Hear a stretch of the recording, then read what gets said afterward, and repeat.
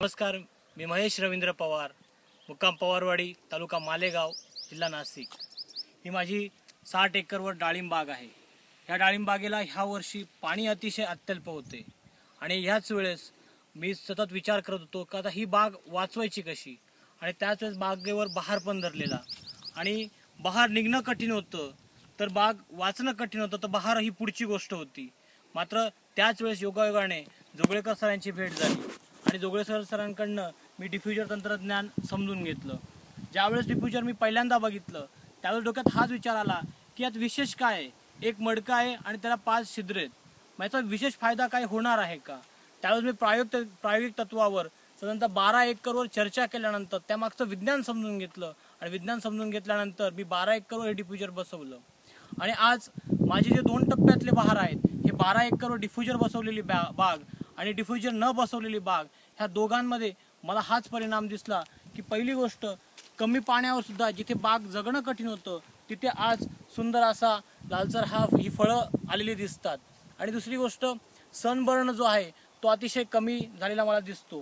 नंतर दुसरा मला फायदा हा झालेला आहे की जी अन्नद्रव्यांची जी कमतरता होती ती सुद्धा या तंत्रज्ञानामुळे भरून निघालेली आहे। शिवाय पीपीएमने खतं देणं ही सगळ्यात मोठी कला मी जोगळेकर सरांच्या मार्गदर्शनातून अनुभवली, शिकलो। आणि तिथून माझ्या बागेतला जो खर्च होता तो खर्च मी 50% रासायनिक खतांवरचा आणि अन्नद्रव्यांवरचा खर्च मी कमी करू शकलो। शिवाय आज 1 दिवसाआड फक्त 12 लिटर पाणी देऊन ही बाग जगवली जाते। डिफ्युजर तंत्रज्ञानामुळे पांढऱ्या मुळ्या ज्या आहेत ह्या पूर्णतः त्या डिफ्युजरच्या आजूबाजूला आलेल्या आहेत आणि नुसती बाग जगलीच नाही, तर बागेला जी नवीन कॅनोपी यायला पाहिजे, जे नवीन फुटवे निघायला पाहिजे ते फुटवे पण निघालेत। आज आजूबाजूचे जेही शेतकरी येतात ते हेच बघतात की आज 2-3 महिन्यापूर्वी ही बाग कशी होती, जिथे धरलेली पानं शिल्लक राहण्याची शंका होती तिथे नवीन पानं फुटली, नवीन पालवी फुटली। मी म्हणतो तसे प्रत्येक शेतकऱ्याने यामागचं सायन्स समजून घ्यावं। असे अनुभवसिद्ध जे बागा आहेत या बागांना भेटी देऊन ते डिफ्युजर तंत्रज्ञानाचा प्रत्यक्ष डोळ्यांनी रिझल्ट बघावा। हा सूर्य आणि हा जयद्रथ हा रिझल्ट जेव्हा दिसेल त्यावेळेस खऱ्या अर्थानं डिफ्युजरचं कमाल कळेल, त्यावेळेस डिफ्युजर हे तंत्रज्ञान काय आहे हे समजेल। नुसती पाणी बचत हे डिफ्युजरचं कमाल नाहीये, तर अन्नद्रव्यातून एक्सपोर्ट क्वालिटीचा जो माल भर उन्हात आहे, आमच्या मालेगावचं तापमान हे राज्यात सर्वाधिक असतं, 46-47 टेम्परेचरला हा लालसर कलर येणं ही अत्यंत कठीण गोष्ट आहे।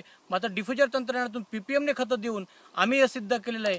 मी शेतकऱ्यांना एवढंच आव्हान करीन की आज या सगळं तंत्रज्ञान समजून घेऊन प्रत्येक शेतकऱ्याने डिफ्युजर स्वतःच्या बागेत बसवावं आणि विक्रमी उत्पन्नाकडे वाटचाल करावी, तेही अतिशय कमी खर्चात आणि प्रतिकूल परिस्थितीत।